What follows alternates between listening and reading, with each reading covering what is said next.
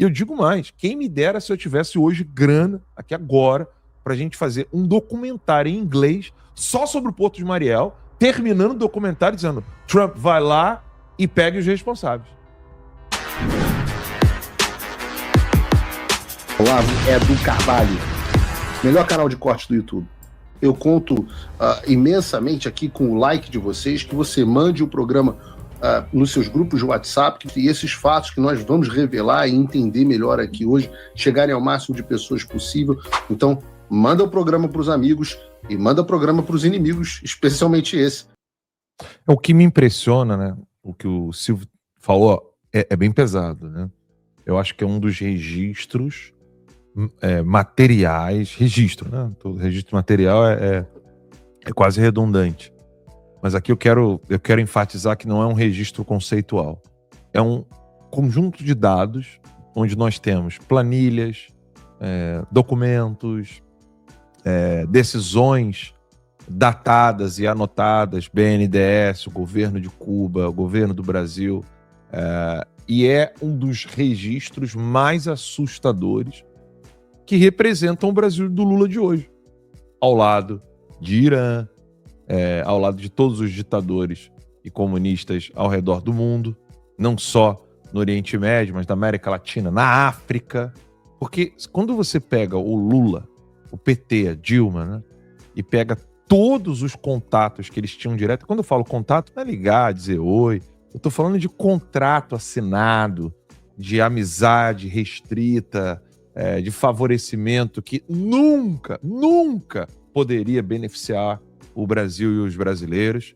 E você vê que o Porto de Mariel é quase a materialização do Foro de São Paulo em seu pleno movimento ali em 2014, que só, né, diga-se de passagem, só se enfraqueceu, né, só foi exposto por causa da Lava Jato.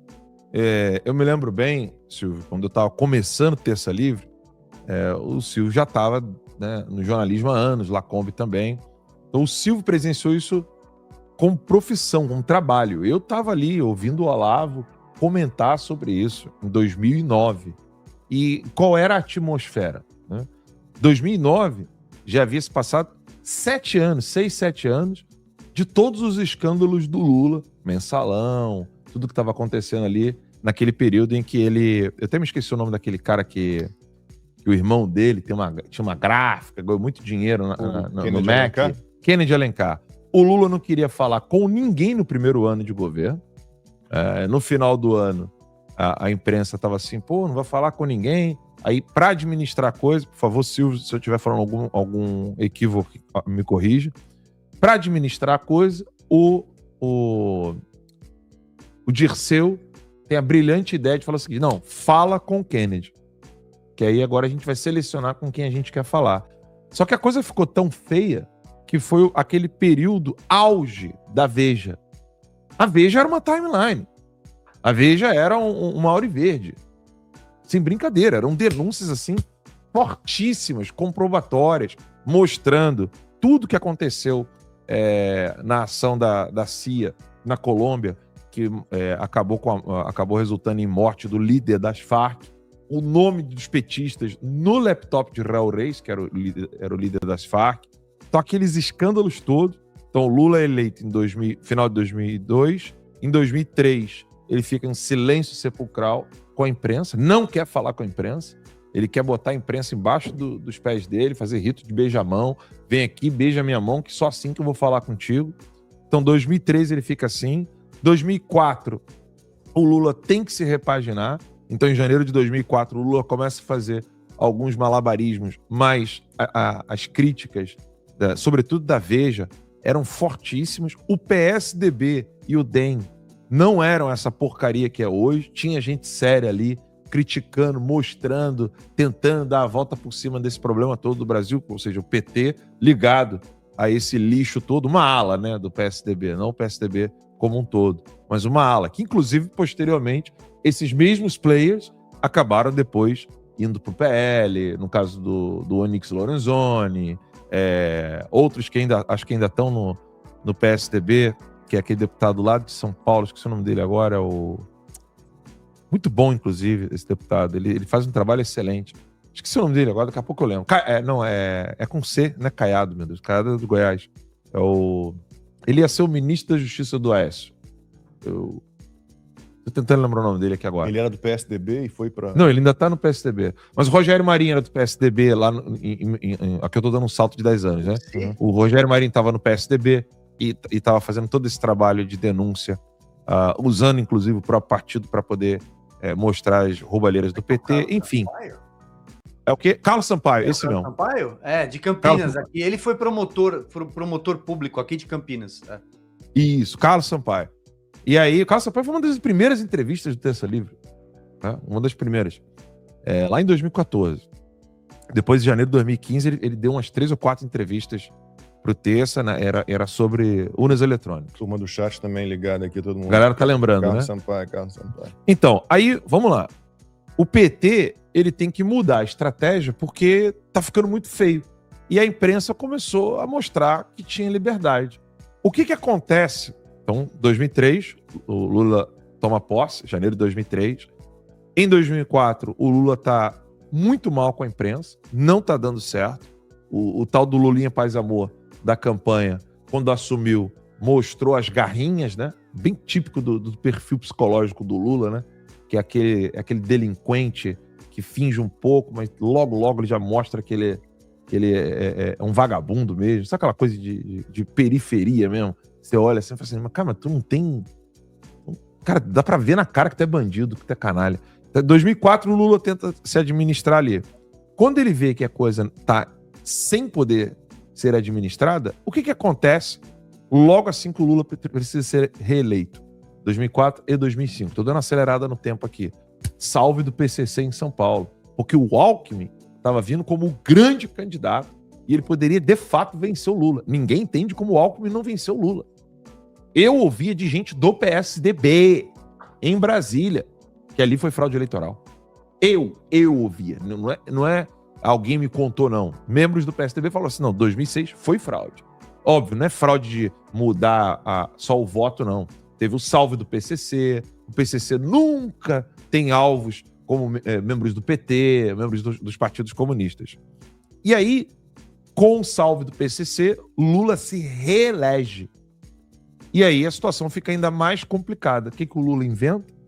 Né? A bonificação por volume em 2010, 4 anos depois, para poder absolver todo mundo do mensalão. A mulher que estava no TCU era a Raiz, que era a mãe do que morreu no acidente do Eduardo Campos em 2014. Ela consegue, em 2010, então, montar ali... Na verdade, o Lula consegue, no Congresso, mudar a lei, né? Então, é o Congresso mais Lula.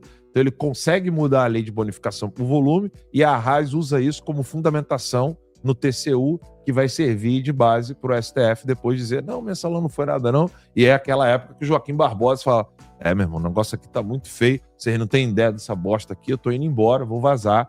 Ele viu que aquilo dali tava uma porcaria, que não tinha solução, e aí ele vai embora. Esse é o contexto de 2014 que eu queria falar do Porto de Mariel.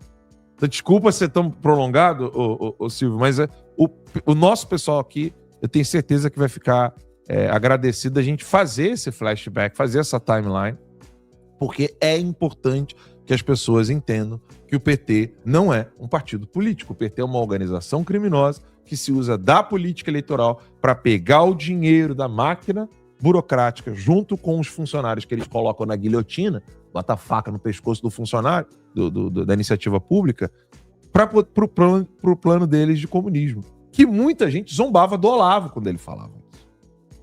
Zombava, falava, o Olavo vem com aquelas ideias dele, conspiratórias, e que agora não tem mais nada de conspiratório. A gente está vendo o Trump agindo exatamente nesse ponto, porque não é mais conspiração. O BRICS é uma realidade, Brasil com Rússia e China é uma realidade, o Foro de São Paulo protegendo todo tipo de narcotráfico e grupo terrorista na América Latina, somando-se inclusive a grupos do Irã, grupo da Síria, que é o Hamas, Hezbollah, Al-Qaeda, etc. Agora, tudo que o Olavo denunciou já não é mais teoria da conspiração. Qualquer um pode chegar ali, pesquisar, vai ter todas as informações. O Porto de Mariel é algo que a gente precisa relembrar. E eu digo mais, quem me dera se eu tivesse hoje grana, aqui agora, para a gente fazer um documentário em inglês só sobre o Porto de Mariel, terminando o documentário dizendo: Trump vai lá e pegue os responsáveis. Olá, eu sou Eliel, criador do canal Olavo do Carvalho. Gostaria de agradecer você que assistiu esse vídeo até o final. Em 2023, quando Lula assumiu a presidência do Brasil, eu sabia que a mídia conservadora teria vida difícil no Brasil e assim aconteceu. Por isso eu criei o canal Olavo do Carvalho, para manter você que está aí do outro lado bem informado, trazendo sempre as notícias do dia, as melhores análises políticas, opiniões que você não vê na grande mídia. Então eu gostaria de agradecer a você que deixou sempre o seu like, que compartilhou o vídeo, que comentou aqui. Você faz parte do canal Olavo do Carvalho e a gente chegou a quase 200 milhões de visualizações em pouco mais de 2 anos. Você fez total diferença para que mais pessoas tivessem boa informação. Fica aqui o meu muito obrigado e eu quero te dar um recado breve que a gente tem vídeos novos no canal aqui todos os dias às 18, 19 e 20 horas. Vou tentar trazer agora entrevistas como o Thiago Pavinato, estou tentando o Alan dos Santos, já conversei com o Paulo Figueiredo e isso é graças a você que assiste aqui, que interage com o canal. Você, principalmente você que é membro aqui do canal, você que não é, pode se tornar entrando no link que está aqui na descrição e assim a gente vai construindo aos poucos um país melhor, informando as pessoas, porque a gente não pode desistir, né, do nosso Brasil. Então, até a próxima e o meu muito obrigado e um próspero 2026 para você e sua família. Até mais.